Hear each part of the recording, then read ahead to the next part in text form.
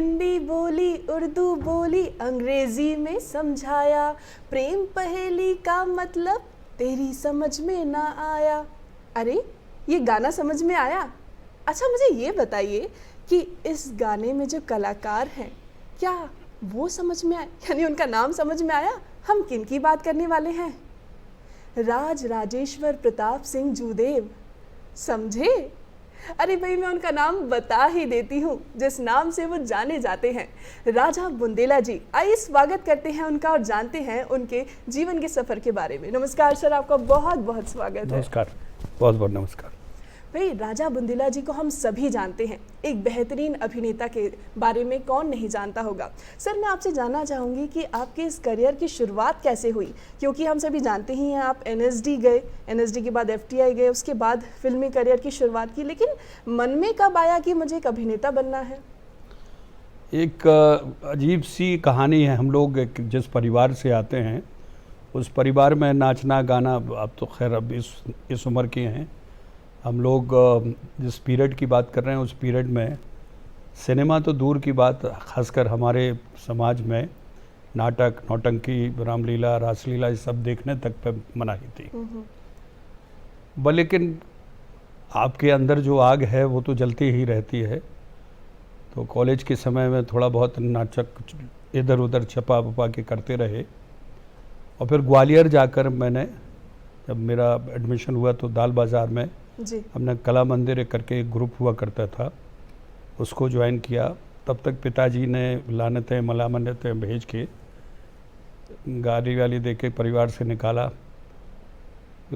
कला मंदिर से फिर एक सिलसिला शुरू हुआ। बीएम शाह जी के निर्देशक थे हमारा, उन्होंने नेशनल स्कूल ऑफ ड्रामा का आता पता बताया जी। वहाँ पर किसी तरह से हम दो लोग थे हिंदी भाषी, जिनको हिंदी ही आती थी, अंग्रेजी नहीं आती थी, हमारे क्लासमेट रघुवीर यादव और हम।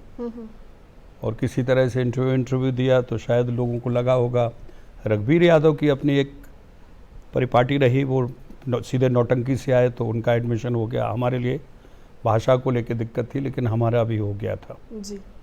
जब लेटर पहुंचा तो पिताजी ने वो फाड़ दिया और हम लोगों को बताया, मुझे बताया नहीं। तो जिनके थ्रू हम पहुंचे थे उन्होंने खबर दी, तो फिर जाके एनएसडी ज्वाइन किया। और वो बहुत कोई योजनाबद्ध तरीके से नहीं था, लेकिन अंदर से मुझे ये लग रहा था कि जिन संस्कार में, जिस परिवार में हम रह रहे हैं उसकी दूरदर्शी सोच नहीं है। एक तो कठोरवादी समाज ठाकुरों का, फिर एक ऐसे बुंदेलखंड के इलाके में जो बहुत पिछड़ा है, तो किसी भी तौर पे, चाहे मैं एक्टर के तौर पे वहाँ से निकला या दूसरे तौर पे निकलता, लेकिन वो सीमाएं मुझे लांघनी थी जी। तो नेशनल स्कूल ऑफ ड्रामा एक बहाना बना। फिर मुझे लगा कि एनएसडी ही अकेला नहीं है, अगर आगे बढ़ना है तो और सिनेमा को भी छूना पड़ेगा। बिल्कुल। तो उसके चलते फिर पूना फिल्म इंस्टीट्यूट में एनएसडी के साथ ही गया और फिर बाकी की कहानी आप सबके हम सभी सामने जानते ही हैं।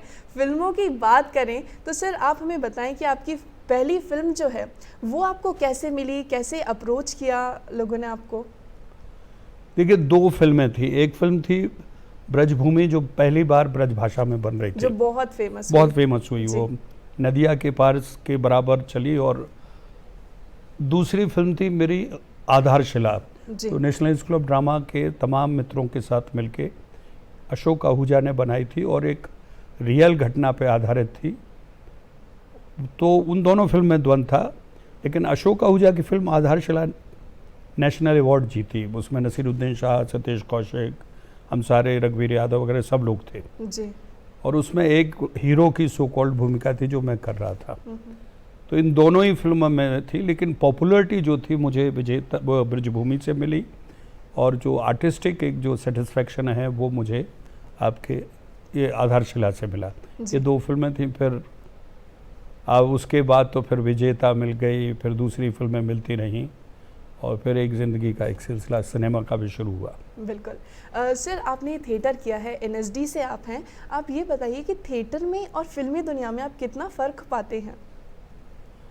देखिए, फ़र्क तो है, एक जीवत है और एक आपका बहुत टेक्निकल है। सिनेमा में उमूमन अब सब लोग जानते हैं कि सीन कट कट करके लिए जाते हैं, अगर आपकी थोड़ी बहुत गलती हो तो उसको सुधार के फिर से ले लिया जाता है।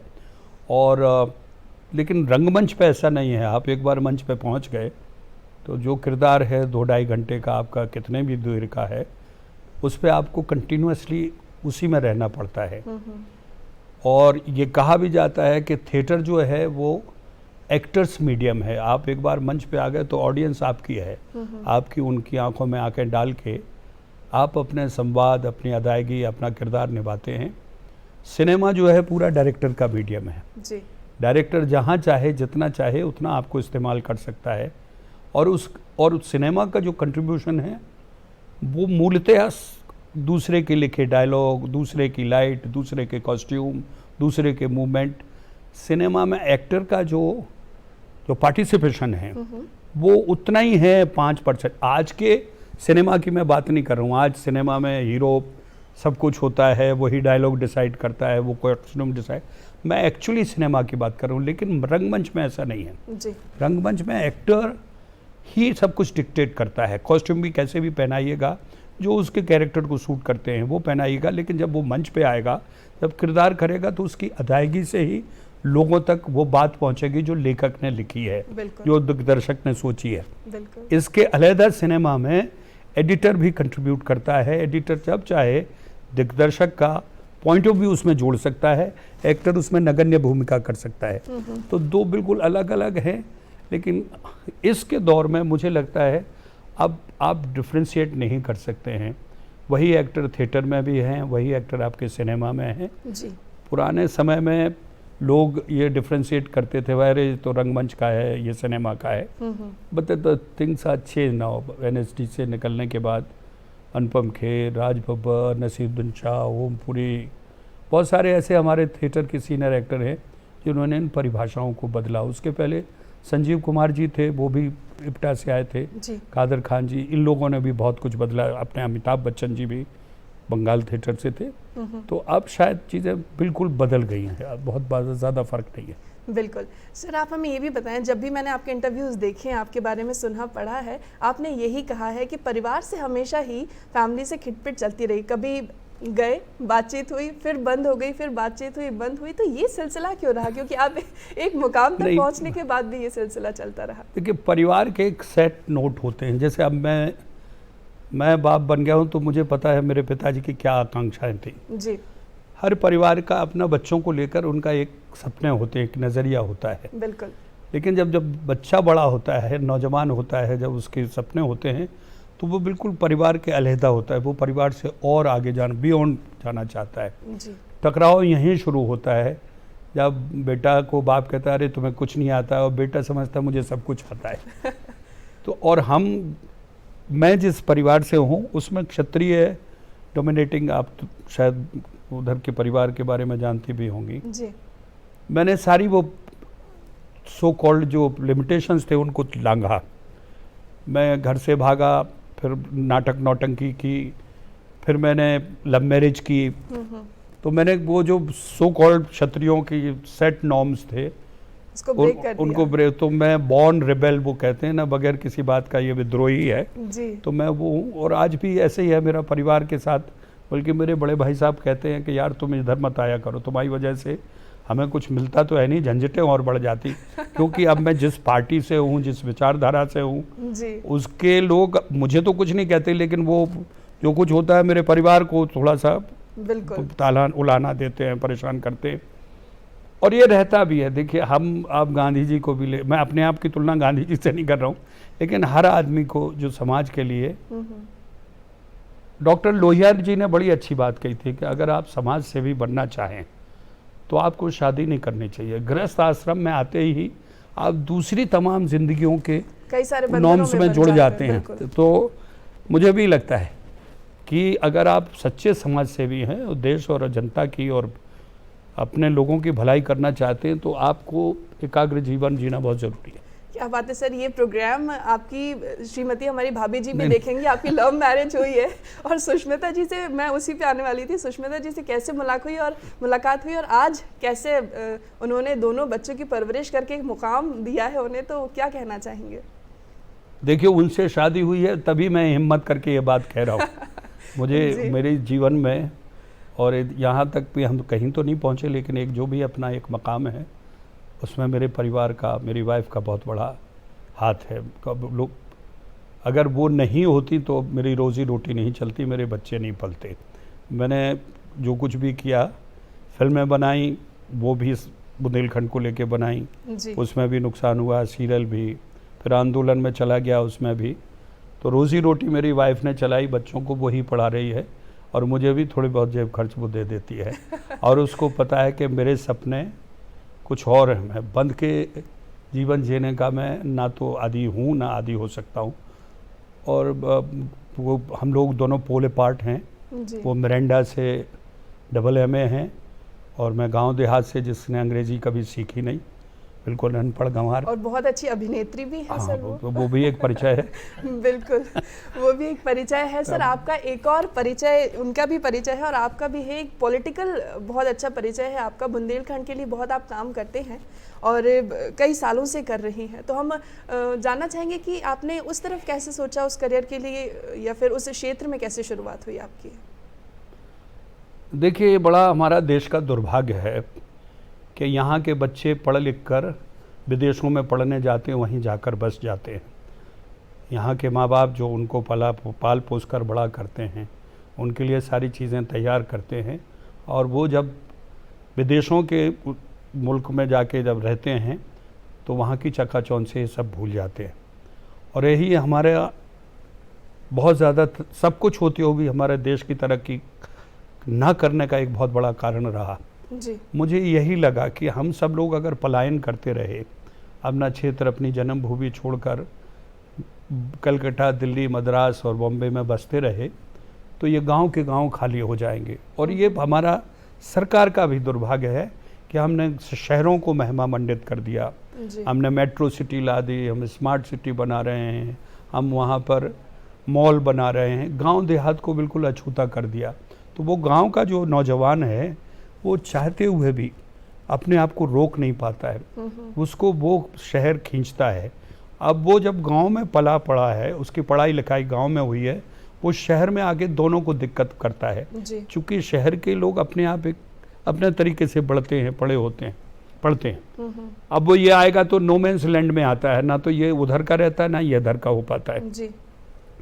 यही मुझे लगा कि अगर मुझे अपने क्षेत्र के लिए कुछ करना है तो मुझे वापस जाना पड़ेगा।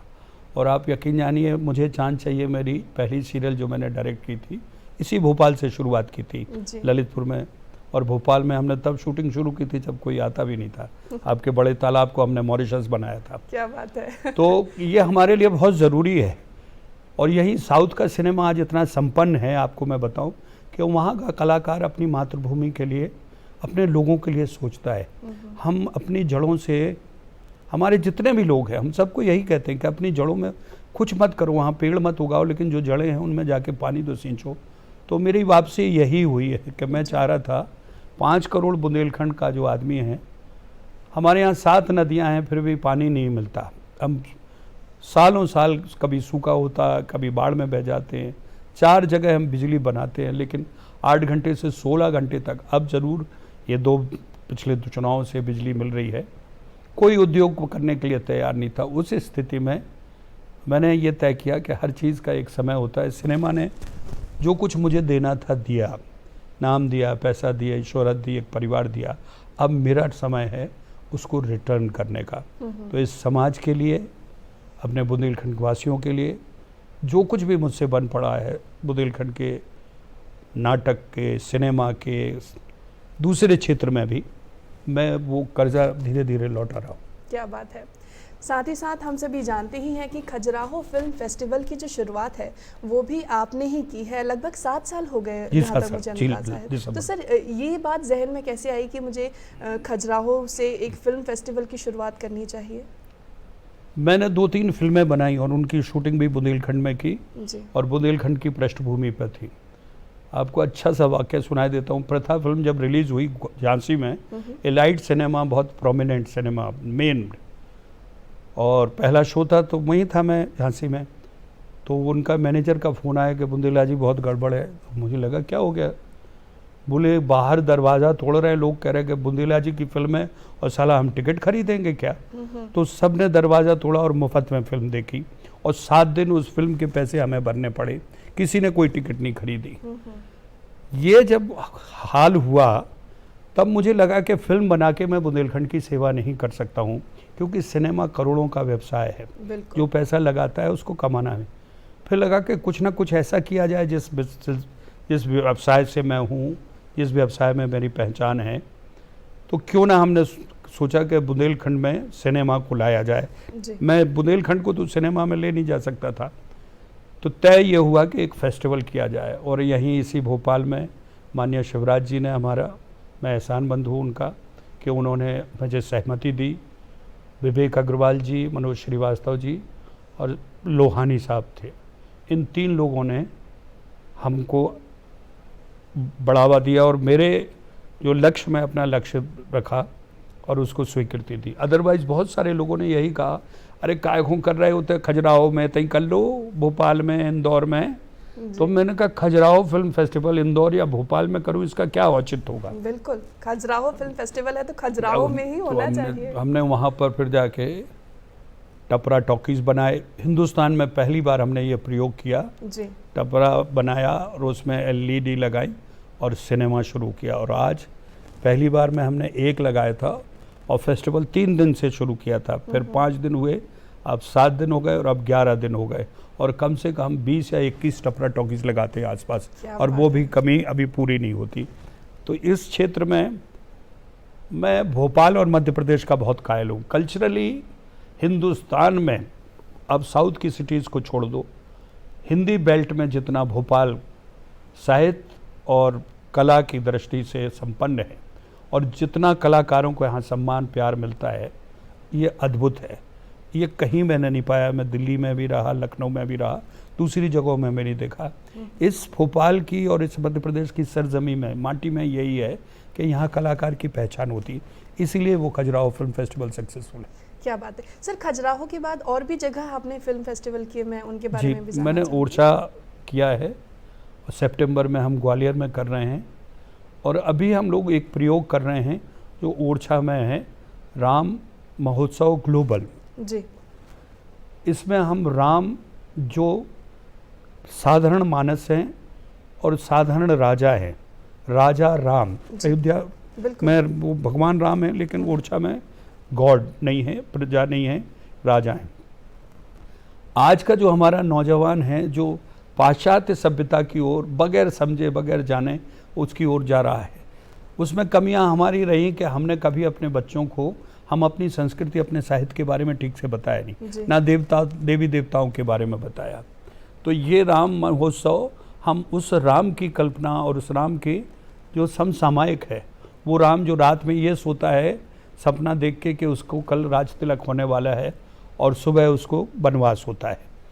इसी तरह वो बाली को जब मारते हैं तो बाली कहते हैं मैं वैरी सुग्रीव प्यारा, कारण कवन नाथ मोहि मारा। तो वो कहते हैं बाली मैं आपको नहीं मार रहा हूँ, आपकी उस विचार को मार रहा हूँ जिस विचार ने छोटे भाई की बीवी को ज़बरदस्ती अपनी पत्नी बनाया, अनाधिकार रूप से उस पर कब्जा किया और लोगों को सता रहा है। तो हम उस राम को 16 मई से 24 मई तक नाटक से, सिनेमा से, संवाद से, प्रदर्शनी से उस नौजवानों को 18 से 26 साल के जोड़ना चाहते हैं कि ज़रा देखो तो राम से बड़ा कोई चरित्र कहीं किसी उसमें है ही नहीं है। राम सो मच डायमेंशनल है, और मैं चाहता हूँ कि बुंदेलखंड में ऐसे कार्यक्रम हों कि लोग अपने धर्म और अपने समाज के प्रति लौट के आए। बिल्कुल, क्या बात है सर। आपने अभी टपरा टॉकीज की बात की है, जो आपने लगाए हैं उनकी गिनती अब 20-22 भी हो गई है, लेकिन मैंने ये भी सुना है कि वहाँ पे फिल्में तो दिखाई ही जाती थी, लेकिन लोकल जो लोग वहाँ रहते थे उनसे भी फिल्में लेकर एक पर्टिकुलर जगह पे दिखाई जाती थी, फिर आपने कलाकारों को वहाँ पे बुला के वो फिल्में दिखाई। तो सर ये चीज़ें आपके जहन में कैसे आई कि वहाँ के लोकल लोगों की फिल्में बड़े पर्दे के सितारों को दिखाई जाए? देखिए, किसी भी कार्यक्रम को सफल बनाना है तो वहाँ के लोगों को आप उससे जोड़ेंगे तभी होगा। नॉर्मली क्या होता है कि आप बाहर के कलाकार, जो दूसरे फेस्टिवल होते हैं, बाहर के कलाकारों को आप बुला लेते हैं, 5 स्टार होटल में रुका देते हैं, फिर उनका खाना पीना ध्यान रख के उनकी फिल्में दिखा के वापस भेज देते हैं। उस जगह का आदमी उधर का ही उधर खड़ा है, उसको कुछ नहीं मिला। हमको लगा कि यहाँ पे भी लोग फिल्में बना रहे हैं, तो एक टपरा टॉकीज हमने लोकल लोगों के लिए बनाया, जिसमें आप बिलीव नहीं करेंगी 7 दिन में हम 165-160 फिल्में, आरिफ शेडोली मेरे साथ आए हैं जो लोकल फिल्मों के क्यूरेटर हैं, हम दिखाते हैं, कोई 10 मिनट की, कोई 5 मिनट की, कोई आध घंटे की, और सबसे ज़्यादा भीड़ उन्हीं लोकल उस टपरा टॉकीज में होती है, क्योंकि हीरो अपनी माँ बाप को लेके आओ चलो आज हमारे भैया की फिल्म है, डायरेक्टर अपने माँ बाप को, हीरोइन अपने माँ बाप को, तो वो सब भरा रहता है और सब लोग इंतजार करते हैं जी। वो इसलिए मुझे करना पड़ा कि बाहर के लोगों को काम यहाँ के लोगों का भी देखने को मिले।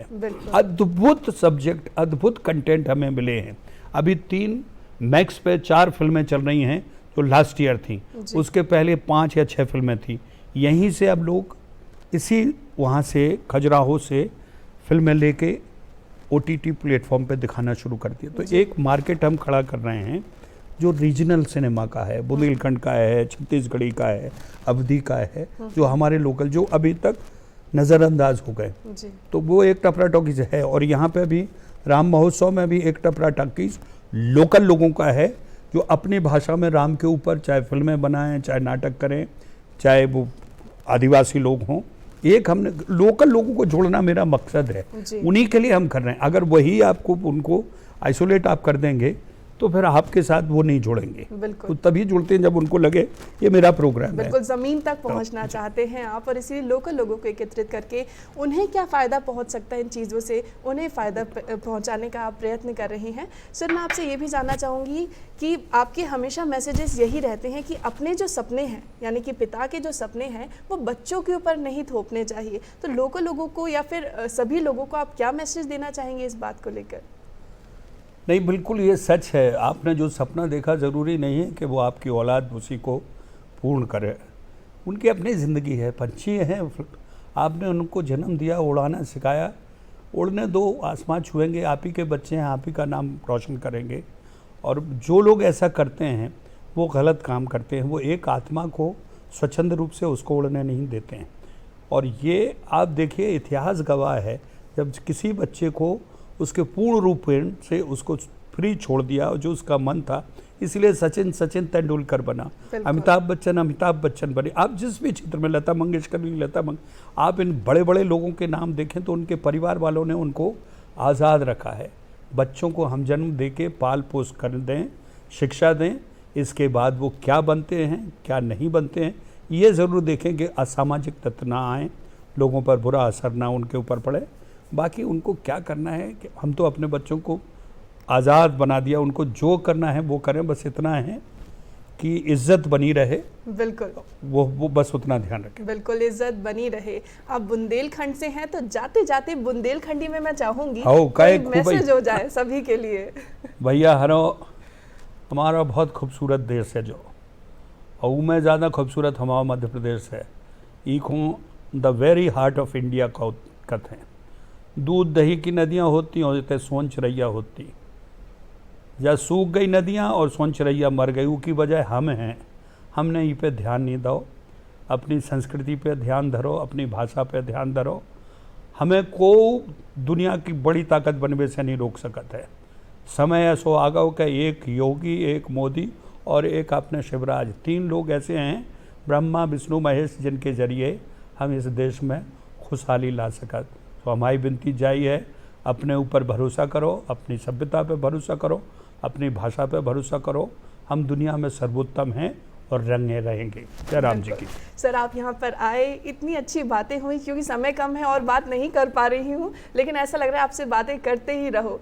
यही उम्मीद करती हूँ फिर आपसे मुलाकात होगी जल्दी। तब तक के लिए नमस्कार। Thank you.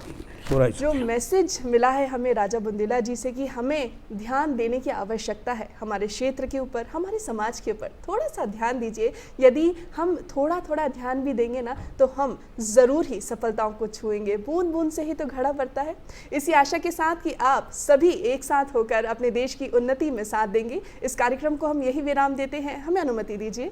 नमस्कार।